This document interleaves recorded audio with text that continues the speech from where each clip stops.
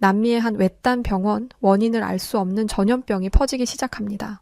환자들이 속수무책으로 쓰러지고 의료진들조차 감염되며 병원은 무너져가죠. 그곳에 한 명의 작은 체구의 한국인 간호사가 있습니다.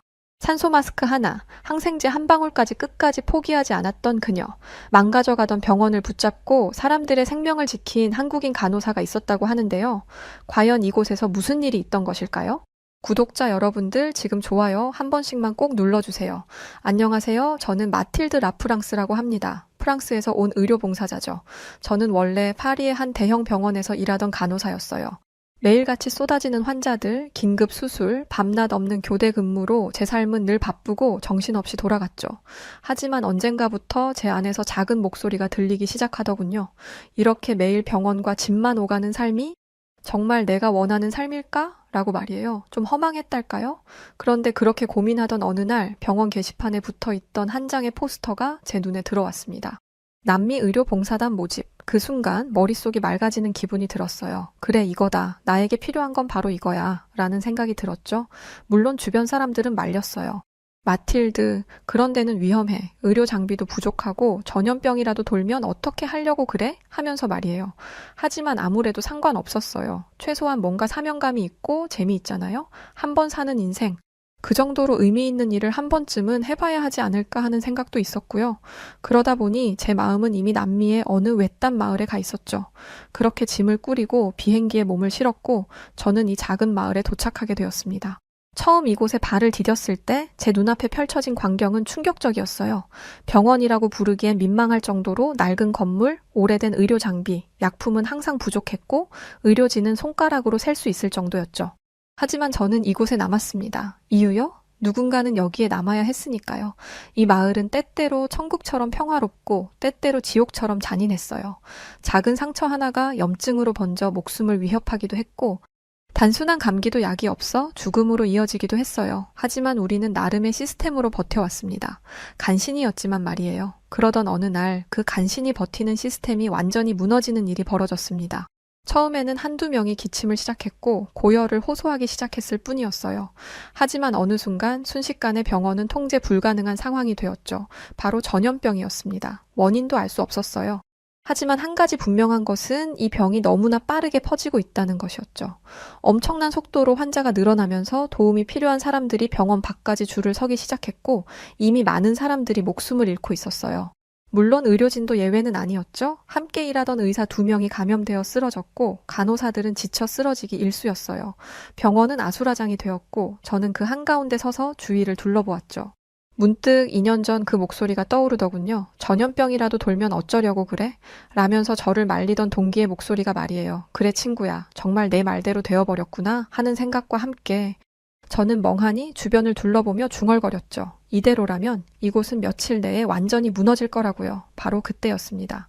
작은 체구에 안경을 낀 동양인 여성이 제 눈에 들어왔어요. 그녀의 이름은 강은정이었죠. 저처럼 타국에서 왔던 간호사였고 한국에서 왔다고 하더라고요. 그녀는 언제나 유독 조용했고 묵묵히 자신의 일을 해나가던 사람이었어요. 그래서 저랑 그렇게 친한 편은 아니었죠. 하지만 그녀의 움직임이 남다르긴 했습니다. 그녀는 항상 환자의 맥박을 체크하고 약을 주고 상처를 소독하면서도 놀랍도록 집중된 눈빛을 가지고 있어서 종종 제 시선을 끌곤 했었죠. 물론 처음엔 이렇게 생각했었어요. 저렇게 작고 여린 사람이 이 무너져가는 병원을 버틸 수 있을까? 저 여자가 뭘 할 수 있겠느냐 하는 생각이요. 하지만 예상과 달리 그 작은 체구의 한국인 간호사는 제가 알던 간호사들과는 전혀 다르더군요. 하루는 그녀가 제 옆을 지나가며 작은 아이의 이마에 손을 얹고 체온을 체크하고 있었어요. 저는 문득 발걸음을 멈추고 그녀를 바라봤죠. 그녀의 얼굴은 땀으로 젖어 있었고 지친 기색이 역력했지만 여전히 조금도 집중력이 흐트러지지 않은 것 같더라고요. 저는 저도 모르게 눈을 떼지 못하고 강은정 간호사를 보며 문득 그런 생각을 어렴풋이 했던 것 같아요. 이 사람은 이곳에서 포기하지 않을 것 같다는 생각이요. 무슨 일이 생겨도 말이죠. 하지만 그때는 몰랐습니다. 이 작은 체구의 한국인 간호사가 얼마나 큰 일을 해낼지, 그리고 제가 얼마나 그녀에게 의지하게 될지 말이에요. 모든 사건은 어느 더운 날 시작됐어요. 그날은 평소보다 더 뜨거운 공기가 병원 안을 가득 메우고 있었죠. 남미의 태양이 내리쬐는 것도 그랬지만 병원 안은 마치 보이지 않는 불길이 번지는 것처럼 뜨겁고 답답했어요. 처음 전염병 환자가 들어왔을 때만 해도 모두가 그렇게 심각하게 생각하지 않고 있었죠. 한두 명의 환자가 고열과 기침을 호소했을 때도 우리는 그저 흔한 감기나 폐렴일 거라고 생각했으니까요. 하지만 그 숫자는 기하급수적으로 늘어나기 시작했어요. 몇 명이던 환자는 이내 수십 명이 되었고 복도와 병실은 사람들로 가득 차 숨 쉴 틈조차 없었죠. 그러던 중 가장 두려워했던 일이 일어났습니다. 의료진 일부가 감염되기 시작한 거예요. 몇 명의 의사는 고열로 쓰러졌고 간호사들은 하나둘씩 방호복을 벗고 병원 문을 떠났어요. 누군가는 두려움 때문에, 누군가는 지쳐서 말이죠. 이해는 할 수 있었지만 야속한 건 어쩔 수 없더군요. 의료진이 떠나버리면 이 사람들은 어떻게 하냐고요. 하지만 그런 생각도 잠시 병원은 순식간에 그야말로 통제 불능 상태로 치닫고 있었습니다. 그 와중에도 은정 간호사는 방호복을 입고 묵묵히 환자들 사이를 오가고 있었어요. 그 작은 체구의 방호복이 어색하게 흔들렸지만 그녀의 발걸음에는 망설임이 없었죠. 그녀는 마스크 너머로 환자에게 말을 걸며 천천히 한 사람 한 사람에게 약을 주고 수액을 교체했습니다. 한 환자가 비명을 지르며 고통스러워하는 바람에 저도 모르게 그만 그쪽을 바라보았는데 그때 강은정 간호사가 그의 손을 꼭 잡더니 그러더군요. 괜찮아요. 여기서 제가 당신을 도울 거예요. 숨을 천천히 쉬세요. 라고요. 굉장한 카리스마였어요. 그 작은 몸으로 그럴 수 있다니 놀라웠죠. 어떤 환자는 그녀의 눈을 보고 안도했고 어떤 환자는 그녀의 목소리에 울음을 터뜨리고 있었어요. 저 역시 지쳤고 손발이 떨려오는데도 서 간호사는 흔들림이 없었죠. 하지만 아무리 쳐내도 환자들은 점점 더 늘어났고 약품과 산소 마스크는 빠르게 바닥나고 있었어요. 결국 저는 지나가던 강 간호사를 붙잡고 말했죠. 강은정 간호사, 이렇게는 안 돼. 아무래도 의료진들까지 모두 감염되어 버리고 말 것 같아. 이대로라면 다 끝장나고야 말 거야. 지금 우리도 다른 의료진들처럼 이곳을 떠나자. 그러는 게 좋을 것 같아. 라고 말이에요. 제 스스로의 목소리가 두려움과 체념이 가득하더군요. 솔직히 말해서 저는 이제 이 모든 걸 포기하고 싶었던 것 같아요. 하지만 강은정 간호사는 제 눈을 똑바로 바라보았습니다. 그녀의 눈빛은 흔들림 없었죠. 여전히 말이에요. 그리고 그녀는 환자들에게 하듯이 제 손을 붙잡고는 말했어요. 마틸드, 아직 할 수 있어요. 우리가 포기하지 않는 한 언제나 방법은 있으니까요. 약이 부족하면 절약해서 쓰고 산소 마스크가 없으면 나눠 쓰면 돼요. 이 사람들은 우리가 마지막 희망이에요. 우리가 무너지면 안 돼요. 끝까지 버텨야 합니다. 그게 의료진의 사명이에요. 단호한 그녀의 목소리를 듣고 있자니 흔들리던 멘탈이 점차 명료해지더군요. 말 한마디 한마디가 가슴에 꽂히는 것 같았어요. 저는 그제서야 뭔가를 알 것 같았어요. 이 작은 체구의 한국인 간호사가 어떻게 이 혼돈 속에서 중심을 잡고 있는지를 말이에요. 그녀는 이제 그냥 간호사의 경지를 넘어서고 있었어요. 환자들의 버팀목이었고 우리 의료진의 마지막 불빛이었죠. 그렇게 말하고 저를 뒤로 한 채 걸어가는 그녀를 보며 저는 다짐했죠. 그래, 강은정을 믿어보자. 끝까지 함께 해보자. 라고 말이에요. 하지만 그 다짐은 금세 또 흔들리기 시작했습니다. 다음 날 아침 병원 입구에 끝이 보이지 않는 줄이 길게 늘어서 있었거든요. 완전히 아비규환이었어요. 사람들이 비틀거리며 병원 문을 두드리고 있었죠. 어떤 사람은 열에 들떠 흐느꼈고 어떤 사람은 가쁜 숨을 몰아쉬며 맥없이 쓰러져 있었습니다. 가장 참혹했던 건 몇몇 사람들은 병원 문턱에 도착하기도 전에 바닥에 주저앉아 움직이지 못했다는 거예요. 완전히 지옥이 따로 없었죠. 안에서는 의료진들이 더 이상 손을 쓸 수 없어 고개를 숙인 채 눈물을 흘리는 모습이 보였어요. 소독제는 거의 바닥났고 진통제는 이미 며칠 전에 동이 났으니까요. 응급수액은 남은 몇 개를 어떻게 나눠 써야 할지 계산을 해야 할 정도였죠. 병원 밖에서는 사람들이 살려달라고 울부짖었고 병원 안에서는 환자들이 점점 고통 속에 쓰러져 가고 있었습니다. 저는 눈물이 나려는 걸 꾹 참고 또 다시 방호복을 입고 있었어요. 그런데 저 멀리 은정 간호사가 보이는 거예요. 그녀는 이런 상황 속에서 여전히 한치의 흔들림도 없이 빠르게 움직이고 있었어요. 그녀는 의료 창고 안으로 들어가 남은 의약품과 소독제, 장갑, 산소 마스크를 하나하나 손으로 점검하고 있었죠. 그러고 나서 의료진과 봉사자들을 불러 모았어요. 저도 그중 하나였죠. 여기 남아있는 자원은 이게 전부입니다. 한 사람에게 집중적으로 투여하지 말고 모두에게 공평하게 나눠주세요. 그리고 2차 감염을 막기 위해 새로운 격리구역을 만들어야 합니다. 위험군 환자들을 분리해서 관리합시다. 모두가 절망하느라 아무런 방법을 제시하지 못하던 중 그 안에 울려 퍼지는 그녀의 목소리는 작았지만 단단했어요. 지친 봉사자들과 의료진들은 그녀의 말에 따라 움직이기 시작했죠. 아마 저처럼 모두가 기댈 곳이 필요했던 것 같아요. 살아있는 지옥이라 모두가 두려웠을 테니까요. 그녀의 말에 따라 간이 침대를 옮기고 가림막을 설치하며 새로운 격리 병동이 마련되었어요. 강은정 간호사는 환자 하나하나에게 최소한의 약을 나눠주며 그들의 증상이 악화되는 걸 막기 위해 최선을 다했죠. 심지어 자신의 식사 시간을 환자에게 양보하며 단 한 명이라도 더 살리기 위해 노력하고 있었어요. 그녀의 힘이 참 대단하네 하고 생각하고 있던 그때 저는 심장이 철렁 내려앉았어요. 가장 무서운 사건이 벌어지고 말았거든요. 그녀가 병실을 돌고 있을 때였어요. 한 소녀가 그녀의 손을 잡았죠. 간호사님, 저 무서워요. 우리 엄마는 괜찮을까요? 가녀린 손끝이 떨리고 있었어요. 저는 그 모습을 보며 안타까워하고 있었죠. 은정 간호사는 아이를 달래주었어요. 너와 엄마를 끝까지 지켜주겠다면서요. 하지만 그 순간 병실 끝에서 긴급 호출벨이 울리기 시작했습니다. 응급 환자 발생, 산소 부족, 서둘러 주세요. 그녀와 제 얼굴이 굳어졌고 우리는 곧바로 병실 끝으로 달려갔어요. 한 남성이 침대에 누워 숨을 헐떡이고 있었죠. 산소 마스크가 제대로 작동하지 않는 것 같았습니다. 마틸드 산소통, 빨리! 저는 창고로 달려가 산소통을 찾기 시작했지만 남아있는 산소통은 단 하나뿐이었어요. 문제는 그 산소통조차 거의 바닥을 보이고 있었다는 거였죠. 저는 그거라도 우선 은정 간호사에게 건넸어요. 하지만 은정 간호사는 이거로는 오래 못 버틸 거라고 소리쳤죠. 그리고 말했어요. 남아있는 산소를 나눠야 해요. 남아있는 산소라고? 무슨 말인지 이해도 잘 가지 않던 그때 은정 간호사가 작은 산소통을 분배하기 시작했어요. 조금이라도 산소가 남아있는 것으로 보이는 산소통을 모두 가져와서 계속해서 환자를 보며 실시간으로 교체해주겠다는 거였죠.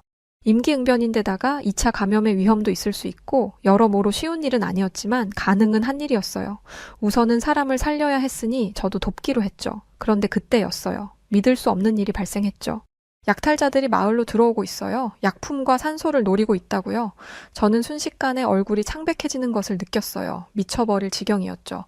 안에서는 산소 부족으로 환자가 죽어가고 있고 밖에서는 약탈자들이 병원을 노리고 있었으니까요. 그런데 은정 간호사는 잠시도 당황하지 않았어요.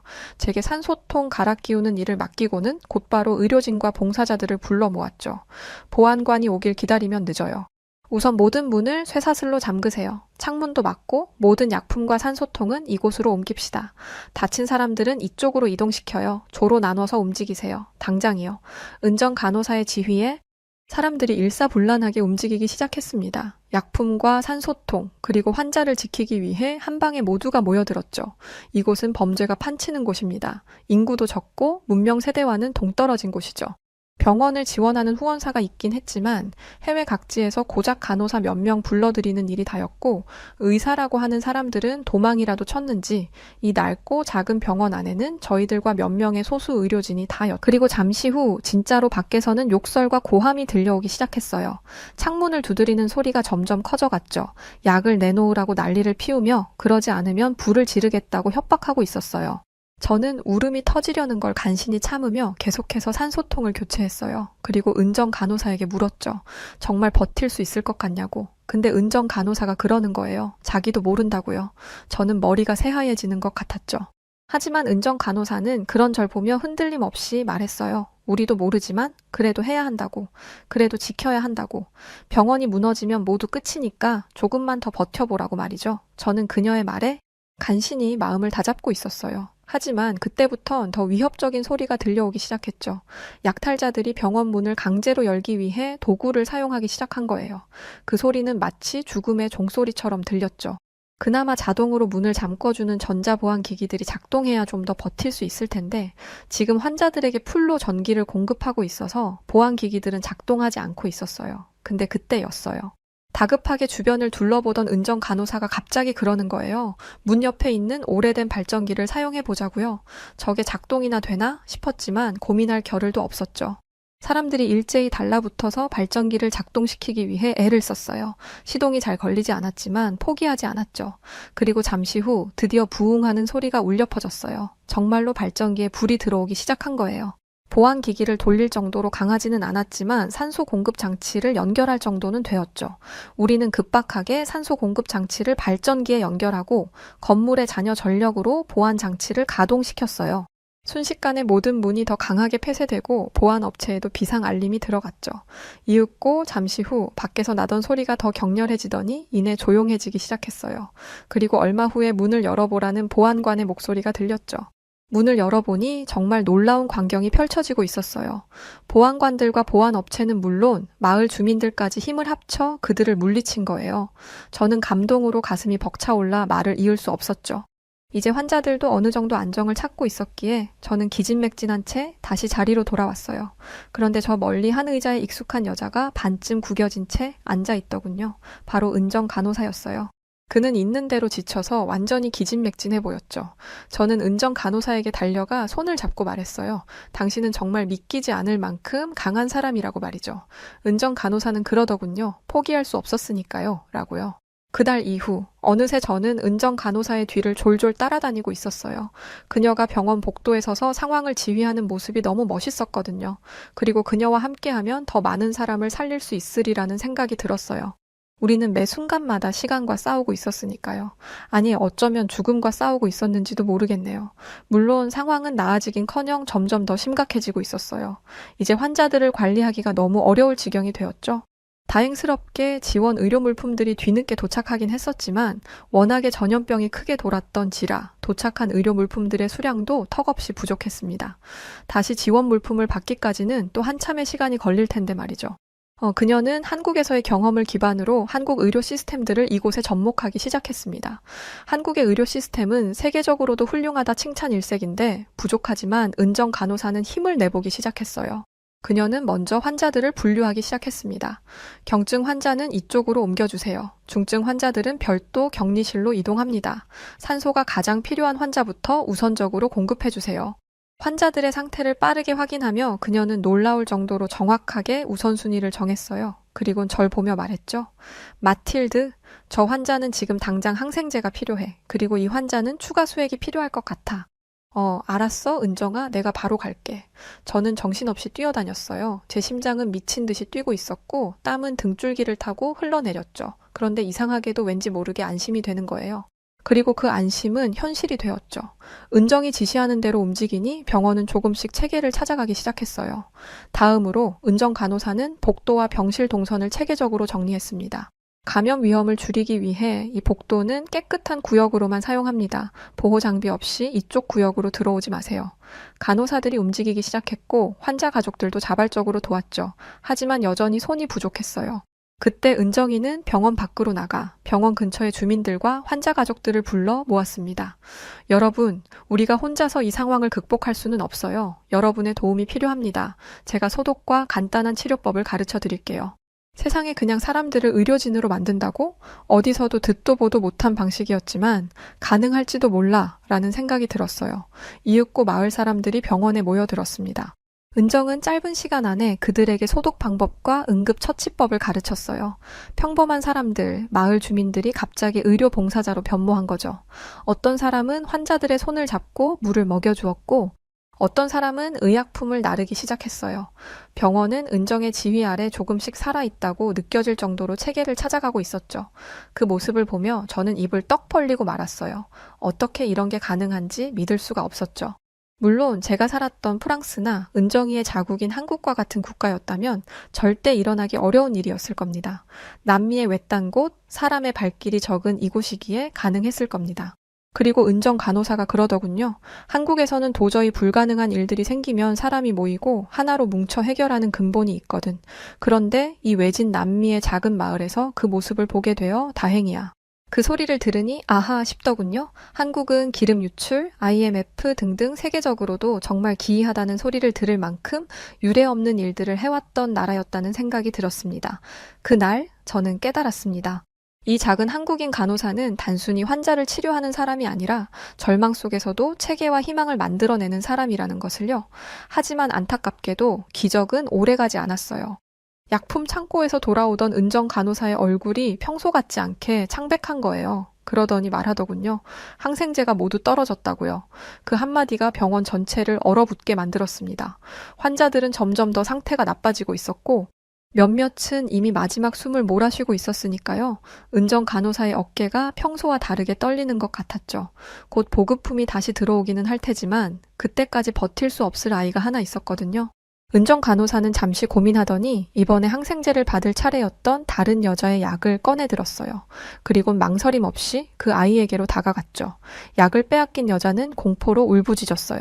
그리곤 이성을 잃고 은정 간호사에게 물건을 집어던졌죠. 내가 항생제를 맞을 차례인데 왜 그 약을 저 아이에게 주려고 하냐는 거였죠. 은정 간호사는 미처 피하지 못하고 머리에 가위를 맞으며 쓰러졌어요. 순식간에 일어난 일이었죠. 모두가 경악하며 그 환자를 막아섰어요. 저 역시 그 환자를 붙잡고 설득했죠. 보급품은 곧 올 테니 그때까지만 기다리면 된다고요. 은정 간호사는 피를 흘리면서도 결국 아이에게 가서 항생제를 주사했어요. 저는 울부짖는 환자를 다독이느라 애를 썼죠. 그리고 이윽고 상황이 정리된 후에 저는 간호사 사무실에 달려갔어요. 은정 간호사가 걱정돼서요. 그런데 사무실에 들어서자 상황은 제 생각보다 더 끔찍해 보이더군요. 늘 단단하던 그녀가 바닥에 쓰러져 있는 거예요. 모두가 바빠 그녀를 발견하지 못한 거죠. 저는 너무 깜짝 놀라서 그녀를 부둥켜 안았어요. 은정이의 얼굴은 창백했고 이마에는 식은땀이 맺혀 있었죠. 괜찮아, 마틸드. 조금만 쉬면 다시 일어날 수 있어. 라고 말했지만 그녀의 목소리는 너무 작고 약했습니다. 그 순간 저는 깨달았어요. 은정이 지금까지 이 병원을 버텨온 마지막 버팀목이었다는 것을요. 저는 재빨리 응급처치를 해주고 그녀에게 수액을 놓아주었어요. 그리고 말해주었죠. 진심을 담아서요. 너는 이곳의 빛이야, 은정아. 네가 아프면 절대 안 돼. 라고요. 그렇게 병원의 새벽은 길고 고요하게 흘러갔습니다. 그리고 그날 새벽 긴급 보급품들이 들어왔어요. 다행히 충분한 양이 들어와서 모두가 약을 제때 공급받을 수 있었죠. 정말 다행이었어요. 하지만 진짜 놀라운 건 따로 있었어요. 분명 누워서 수액을 맞고 있던 은정 간호사가 어느새 나와서는 환자들에게 항생제를 놔주고 있는 거예요. 1초라도 빨리 놔줘야 한다고요. 아까 약을 빼앗긴 환자에게도 다가가 약을 놔주고 서로 화해를 나누고 있었죠. 정말 놀라운 광경이었어요. 인류애가 넘쳐 흐르고 있었죠. 제겐 정말 잊을 수 없는 장면이었어요. 저는 속으로 생각했습니다. 은정이는 정말로 천사가 아닐까 하는 생각을요. 지금 저는 간호사 일을 그만두고 평범한 시민으로 프랑스에서 살아가고 있습니다. 몇 달이 지나고 어느 날 제가 잠시 있었던 남미에 갔던 적이 있어요.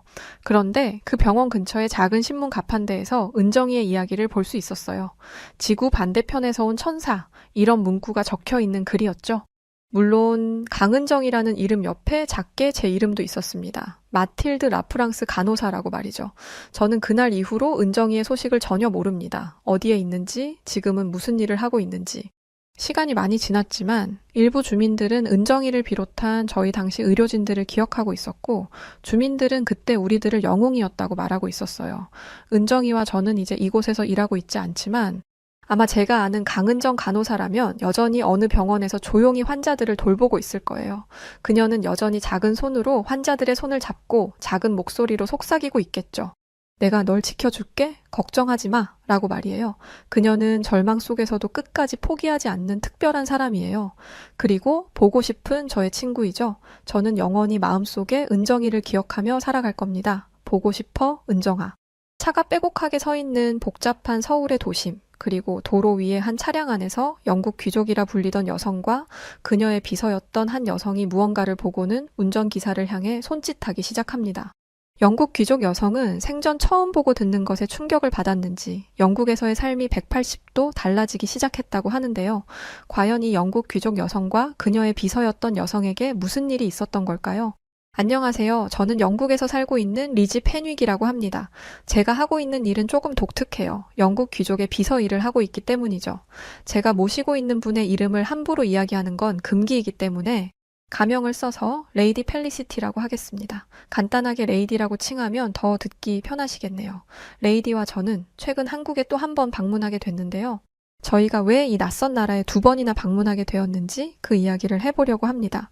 저는 옥스퍼드 대학교에서 경영학을 전공했어요. 영국 귀족의 비서는 개인적인 사생활 관리뿐만 아니라 자산 관리도 함께 할 줄 알아야 하기 때문에 경영학 전공임에도 비서 일을 하고 있습니다. 사실 솔직하게 말하면 돈 때문이죠. 처음에는 미국으로 건너가서 취업을 하려고 했는데 월급이 일반 회사원의 3배는 되는지라 결국 이 일을 하게 되었습니다.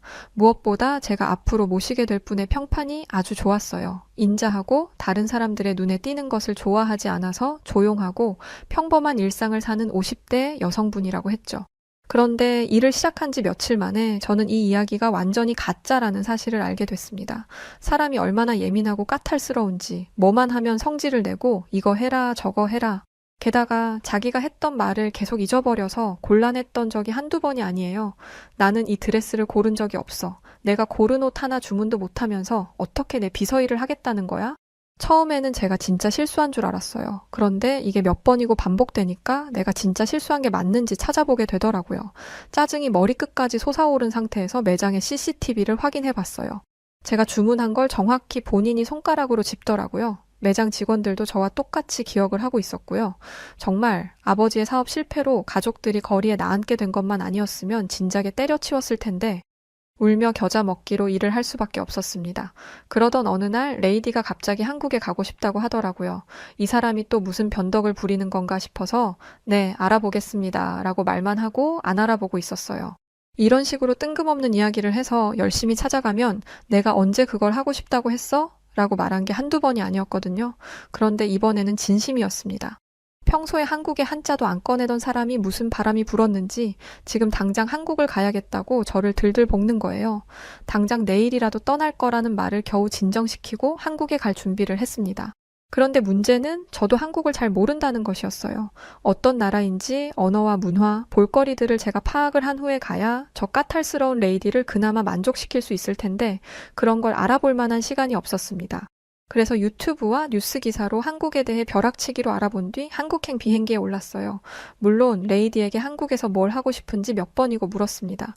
그런데 그럴 때마다 하는 말이 그걸 내가 알려줘야 알아? 였어요. 제 나름대로 알아갔다가는 뭐 이런 데를 데려왔냐? 라고 말할 게 뻔했기 때문에 한국에 가는 내내 초긴장 상태였습니다. 일하면서 생긴 스트레스성 탈모가 더욱 심해지는 듯 했죠. 레이디는 제 속도 모르고 기분이 좋아 보이더라고요. 한국이 중국과 일본 사이에 있다는 것도 모르던 사람이 한국에 가는 것을 무척 기대하는 듯 했습니다.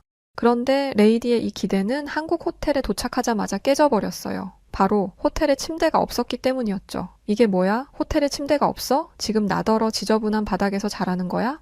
당황한 건 저도 마찬가지였어요. 분명히 고급 호텔로 예약을 했는데 사기라도 당한 건가 싶었죠. 그래서 부랴부랴 예약 내역을 확인했는데 호텔에 침대형이 있고 온돌형이 있더라고요. 온돌이 뭔가 했는데 바닥에서 자는 거더라고요. 이불 하나를 깔고 바닥에서 자라는 거죠. 평생 입식 생활을 한 사람들에게 좌식 생활은 불가능에 가깝습니다. 일단 바닥에 앉는 것 자체가 힘들어요. 몸이 그렇게 굳어졌거든요. 저도 힘든데 50대 중반이 될 때까지 이렇게 살아온 레이디는 어떻겠어요. 게다가 레이디는 바닥에 앉는 행위 자체를 굉장히 자존심 상하는 것으로 생각하고 있었습니다. 이게 뭐야? 가장 최고급 호텔로 예약한 거 아니었어? 이게 최고급이라니 한국의 수준이 이 정도밖에 안 된다는 거야. 저는 급하게 호텔 측에 침대룸이 있는지 물었지만 호텔 예약은 이미 꽉 찬 상태였습니다. 주변에 있는 호텔들도 알아봤지만 괜찮은 룸은 이미 다 나갔더라고요. 레이디는 자기가 누군지 알면 없던 방이라도 만들어줄 거다라고 성질을 냈지만 여기는 영국이 아니라 한국이었습니다. 아무리 영국에서 온 귀족이라 하더라도 영국 국왕도 아니고 로열 패밀리도 아닌데 한국 호텔이 편의를 봐줄 이유는 없었죠. 그래서 결국 레이디는 그 방에서 잠을 자야 했어요. 바닥에서 잔다 뿐이지 단차가 있는 평상 위에 잠자리가 있었고 나머지 시설은 더할 나위 없이 좋았기 때문이었죠. 저는 그동안 비서로 지내면서 익힌 기술을 이용해 레이디를 어르고 달랬고 레이디는 결국 불평불만을 하던 온돌방에서 잠을 잤습니다. 그런데 다음 날 아침 정말 어이없는 상황이 벌어졌어요. 레이디가 당초에 잠에서 깨지를 못하는 거예요. 사람이 녹아내린 듯이 기절한 듯 잠에 빠졌는데 저는 진짜 기절한 게 아닌가 싶었습니다. 레이디의 배가 올라왔다 내려가면서 숨을 쉬는 게 보이지 않았더라면 자다가 저 세상으로 간 줄 알았을 거예요. 레이디를 깨우려고 평상 쪽으로 갔는데 아니 바닥이 뜨끈하더라고요. 저도 똑같이 평상이 있는 방에서 잤는데 제가 뭘 작동하지 않은 건지 따뜻하지 않았습니다. 레이디는 겨우 눈을 뜨더니 아주 개운해하며 이렇게 말했어요. 세상에 이렇게 푹 잔 건 처음이야. 마치 몸이 녹아내리는 듯한 느낌이었어. 알고 보니 호텔 예약할 때 쓰여있던 온돌은 바닥을 따뜻하게 만드는 한국의 전통적인 난방 방법이더라고요. 저희가 한국에 처음 방문했을 당시 한국은 가을에서 겨울을 넘어가던 시점이었기 때문에 온돌을 사용해 볼 수 있었던 것이었죠. 레이디는 일어나서 몸을 이리저리 움직이더니 또 한 번 감탄했습니다. 최근에 이렇게 몸이 가벼웠던 적이 있었나? 관절 마디마디가 훨씬 나아진 기분이야. 그 어떤 테라피를 받아도 이렇게 호전된 적은 없었어.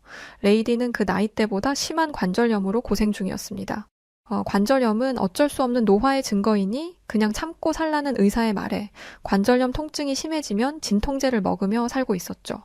의학적으로 도움을 받을 수 있는 게 없다 보니 여러 민간 테라피를 받으면서 어떻게든 관절염을 좀 나아지게 해보려고 했지만 그조차도 일시적일 뿐이었습니다. 그런데 잠을 자고 일어났을 뿐인데 테라피의 몇십 배의 효과가 난 거예요. 심지어 아침에 특히 통증이 심해서 일어나자마자 진통제를 먹는 게 일상이었는데 그날은 진통제를 찾지 않았습니다. 바닥에서 어떻게 자냐고 불평불만한 건 금세 잊고 한국에 있는 동안은 무조건 이 온돌에서 잘 거라고 하더라고요. 그런데 오후가 되자 레이디의 변덕스러움이 또다시 시작됐습니다. 뭐가 그리 짜증이 나는지 차를 타고 이동하는 내내 궁시렁거리면서 불만을 쏟아내더라고요. 서울은 원래 이렇게 복잡한 거야? 대체 사람은 또 왜 일이 많아? 한국의 대중교통이 매우 잘 되어 있다는 건 조사를 통해 알고 있었어요. 그런데 이 레이디를 어떻게 지하철에 태우겠어요? 그래서 차가 좀 막힐 각오를 하고 차를 탄 것이었는데 서울의 교통체증은 저도 당황할 정도였습니다. 서울이 수도라고 해도 한국은 작은 나라잖아. 개미만큼 작은 나라의 수도가 이렇게 복잡할 일이냐고. 한국인들은 죄다 서울에 사는 거야? 리지, 빨리 대답해.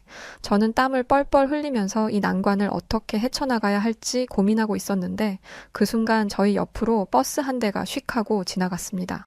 도로를 보니 차선 하나가 비워져 있더라고요. 이 모습을 본 레이디는 난리가 났습니다. 뭐야, 빈 도로가 있잖아? 도로 하나가 통째로 비워져 있는데 바보같이 뭘 하고 있었던 거야? 당장 차선을 바꿔. 저는 원망스러운 눈빛으로 한국인 운전기사를 바라봤습니다. 어서 차선을 바꿔달라고 했죠. 그런데 기사는 차선을 바꿀 수 없다고 했어요. 저건 버스 전용 차로라서 버스가 아닌 차량은 운행할 수 없습니다. 버스 전용 차로라니 생전 처음 듣는 단어였어요. 출퇴근 시간이 워낙 혼잡하다 보니 대중교통으로 출퇴근하는 분들을 위해서 차도 하나를 비워놓는 거예요. 이렇게 하면 대중교통으로 출퇴근을 하면서 생기는 피로감을 덜 수 있으니까요. 솔직히 저는 매우 획기적인 방법이라고 생각했어요. 영국 런던도 차가 막힐 때는 굉장히 막히거든요. 도로를 분리해 놓기는 했는데 그건 자전거와 자동차 전용 도로를 나눠 놓은 정도입니다. 저같이 대중교통을 타고 다니는 사람들은 차가 평소보다 많이 막히거나 앞에서 사고라도 나면 직장에 지각하는 게 흔한 일이에요. 그렇다고 지각을 이해해 주느냐? 절대 아니죠. 저도 한번 이랬다가 한바탕 난리를 쳤었습니다. 이렇다 보니 버스 전용 차로라는 게 신기할 수밖에 없었어요.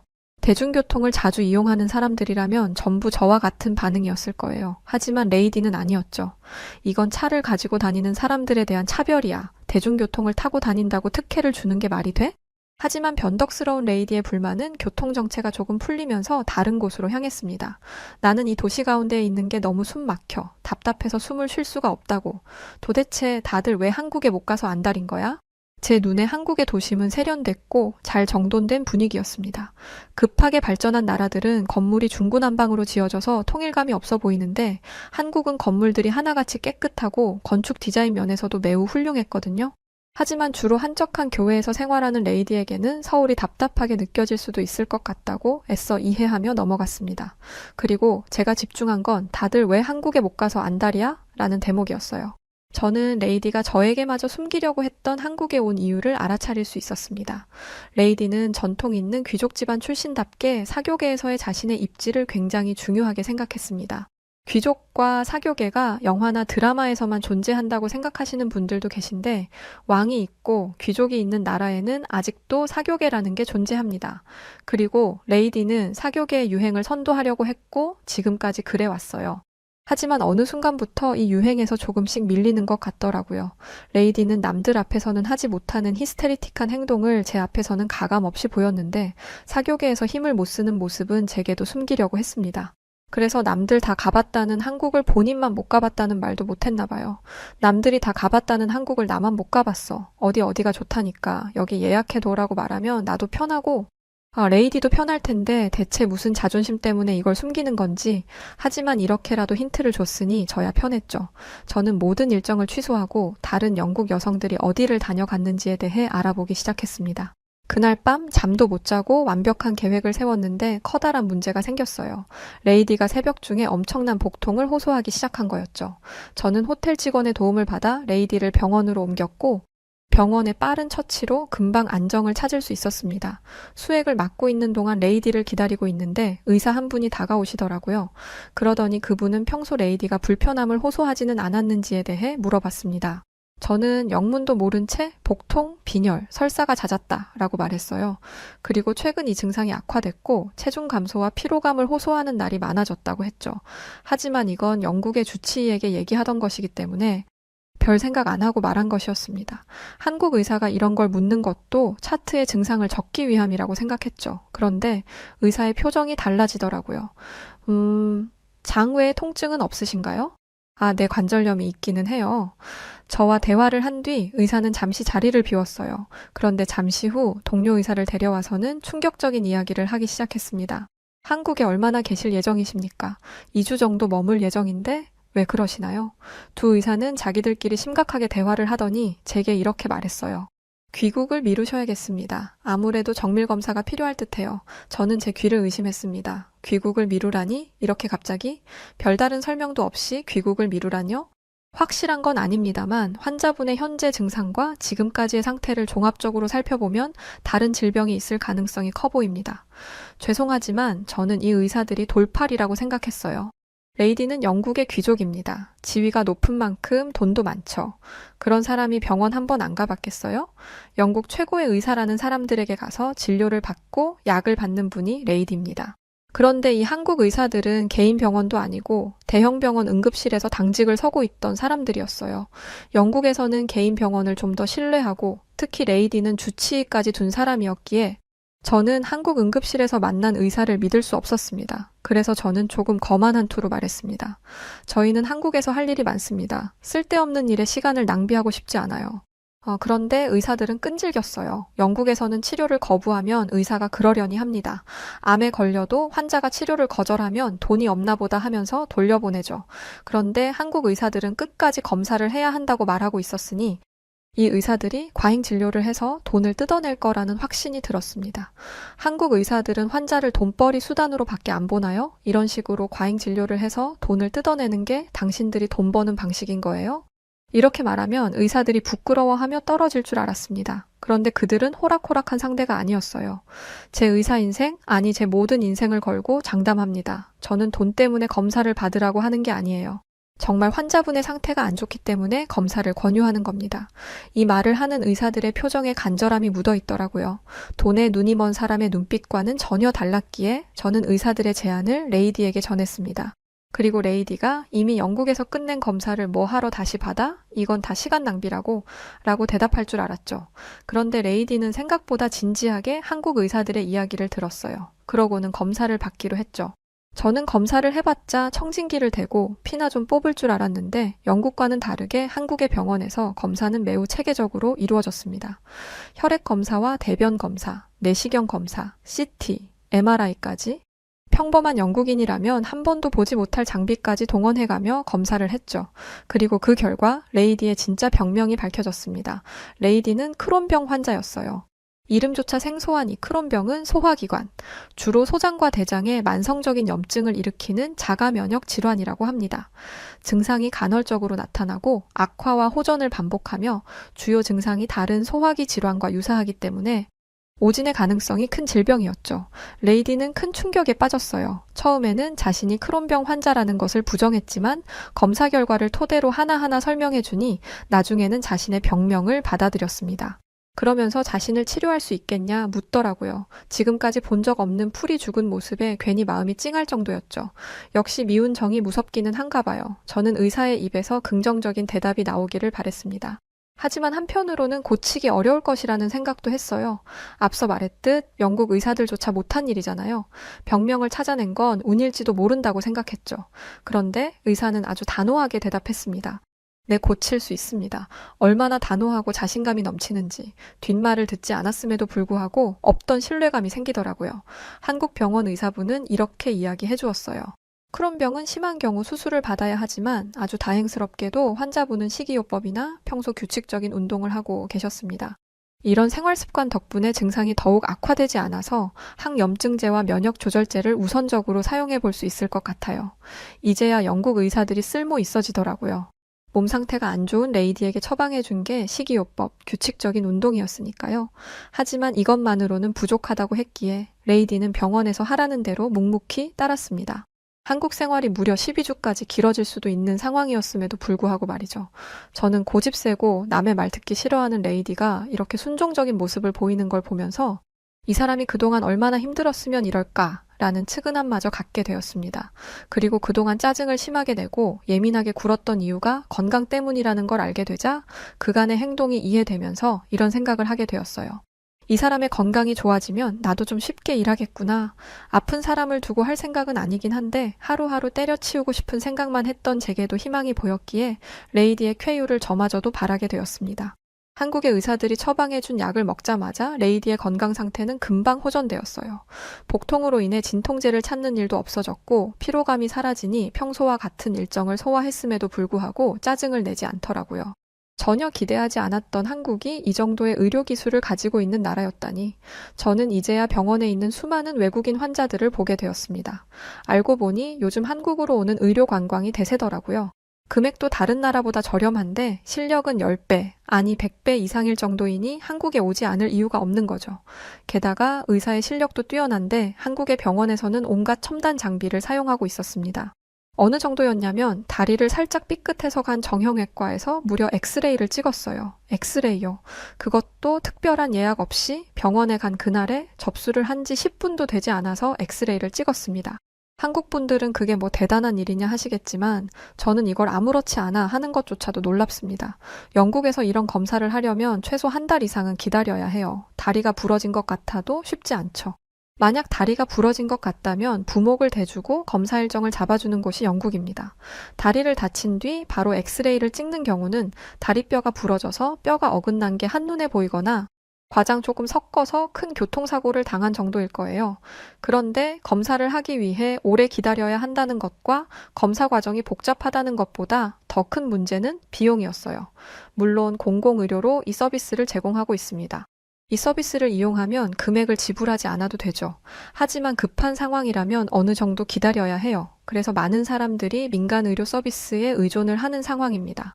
그런데 보험이 없는 사람이라면 민간 의료 서비스 비용이 아주 많이 부담되는 게 사실이에요. 한국 돈으로 무려 44만 원이나 되는 금액을 지불해야 하거든요. 영국의 경우 이 정도는 참을 수 있어 라는 마인드가 깔려 있기 때문에 어느 정도 참을 만한 상황이라면 그냥 버티는 게 일반적입니다. 그런데 한국에서는 비보험으로 검사를 해도 8만 원 밖에 안 하더라고요.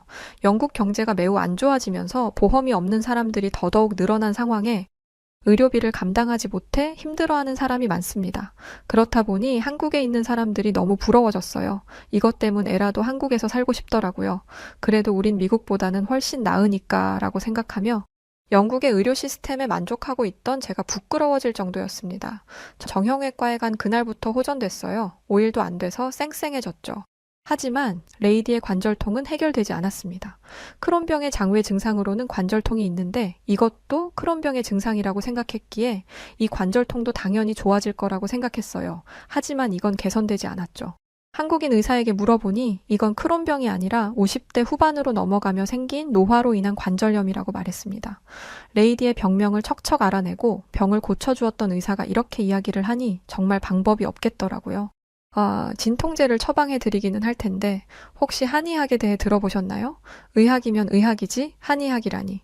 한국의 전통의학이라는 이야기를 들었음에도 불구하고 의심이 생겼습니다. 물론 마음 한쪽에서는 이렇게 훌륭한 의사들이 추천하는 데잖아. 당연히 도움이 되겠지. 뭘 고민해? 라는 생각이 피어올랐지만 침술과 뜸이라는 것을 찾아보니 도저히 갈 엄두가 안 나더라고요.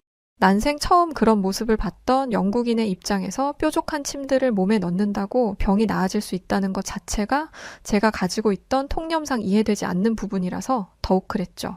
아니 생각을 한번 해보세요. 사람 몸에 수십 개의 바늘을 꽂아 넣는다는 건데 심지어 그것도 마취도 안 한 상태에서 말이죠. 게다가 일반적으로 사용하는 검사 기계들은 누가 봐도 안심이 될 것 같은 느낌을 받게 하잖아요. 그런데 한의학은 사람 손목에 손을 얹고 몸 상태를 확인한다고 하더라고요. 이게 무슨 의학이죠? 이거야말로 절대적 신앙과 관련된 미신이라고 생각했습니다. 그런데 레이디는 저와 생각이 달랐어요. 이 고통에서 벗어날 수만 있다면 뭐라도 하겠다고 하더라고요. 제가 어떻게 레이디를 이길 수 있겠어요. 저는 의사가 추천해준 대로 한의원에 찾아갔습니다. 한의원에 발을 들이자마자 코를 찌르는 이상한 냄새가 났어요. 저는 그 순간 잘못 왔다 싶었죠. 그런데 한의원에서 진료와 치료를 마치고 난 뒤에는 이상하던 그 냄새가 향긋하게 느껴지기까지 했습니다. 왜냐면 바로 레이디의 관절통이 호전되었거든요. 저는 레이디의 검사를 옆에서 지켜봤는데요. 제가 찾아본 것과 달리 한의사는 초음파를 사용했습니다. 알고 보니 한의학과 양학을 접합하는 연구가 한국에서 이루어지고 있더라고요. 의사는 레이디가 퇴행성 관절염을 앓고 있다고 진단을 했습니다. 그런데 이건 이미 알고 있는 사실이잖아요. 초음파를 사용한다는 것에 놀라긴 했지만 과연 관절염을 나아지게 할 수 있을지는 의문이었어요. 레이디가 치료실로 들어간 뒤 그 옆에서 지켜보는데 무릎에 뜸을 뜨더라고요. 뭔가를 올려놓고 불을 붙이는데 정말 경악을 금치 못했습니다. 사람 몸에 불을 붙이는 건 처음 봤거든요. 아니 그냥 지금 한국에서 겪고 있는 모든 것들이 다 처음이었죠. 그런데 이상하게 한국 병원에서부터 그 악명 높은 레이디가 얌전했습니다. 그리고 저는 괜히 보는 것만으로도 고통스러운데 레이디는 너무나 차분하기까지 했죠. 오히려 따뜻하니 기분이 좋고 마음이 편해진다고 하더라고요. 저는 뜸을 뜰 때 나오는 무언가가 사람을 마취하는 게 아닌가 하는 의심까지 하게 됐습니다. 더 경악한 건 침이었어요. 유럽에도 침술은 있지만 가까이에서 본 건 처음입니다. 그리고 그 침술로 건강이 나아졌다는 사람은 본 적이 없기 때문에 이 침술에 신뢰가 가기보다는 고통스러운 괴롭힘 정도로만 보였어요. 그런데 레이디는 그냥 따끔한 정도이지 과장할 필요 없다며 오히려 저를 안심시켰습니다. 사실 저는 크론병 약을 먹자마자 온화해진 레이디에게 적응을 못하는 중이었어요. 솔직히 침이 주는 두려움 때문에 인자함은 뒤로 미루고 아무리 그래도 나를 이런 데에 데려오냐 할 줄 알았죠. 그런데 이런 반응이라니 레이디가 정말 한의원에서 안정감을 느끼고 있다는 게 믿어졌습니다.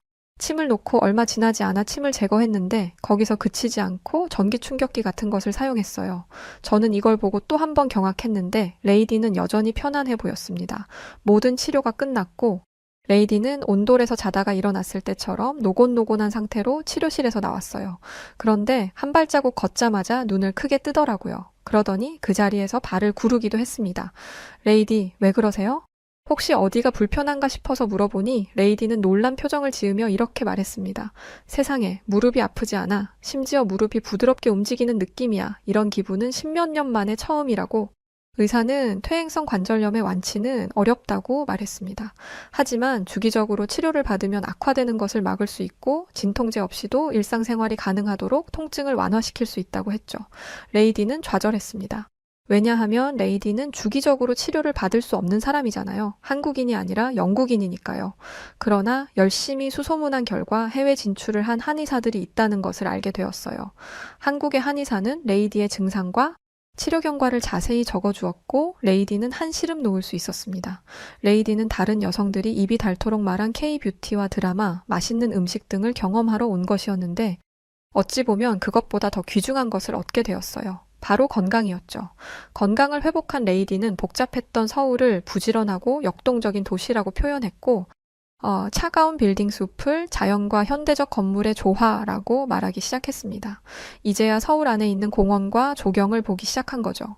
레이디는 어떤 모임에 가든 한국의 의료기술에 대해 입이 닳도록 소개하고 있습니다. 게다가 인자한 본래의 성격을 되찾았죠. 당연히 제 근무 환경도 180도 달라졌습니다. 이젠 레이디의 옆에 있는 게 예전처럼 힘들거나 짜증나지 않아요. 그래서 제 평생 직장이 되었어요. 한국으로의 방문은 제 인생을 변화시켰다 해도 과언이 아닙니다.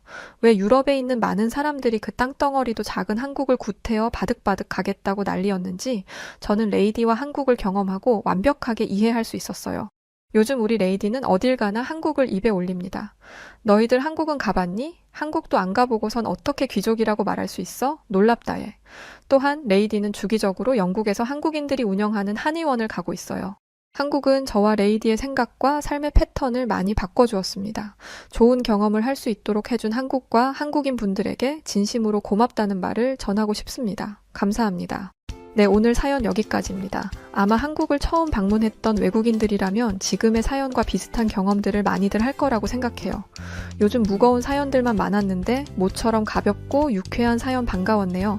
자, 그럼 오늘 사연은 어떠셨나요? 사연이 즐거우셨다면 구독, 좋아요 부탁드리고 사연을 전해드렸던 저는 여우튜브 송은지였습니다.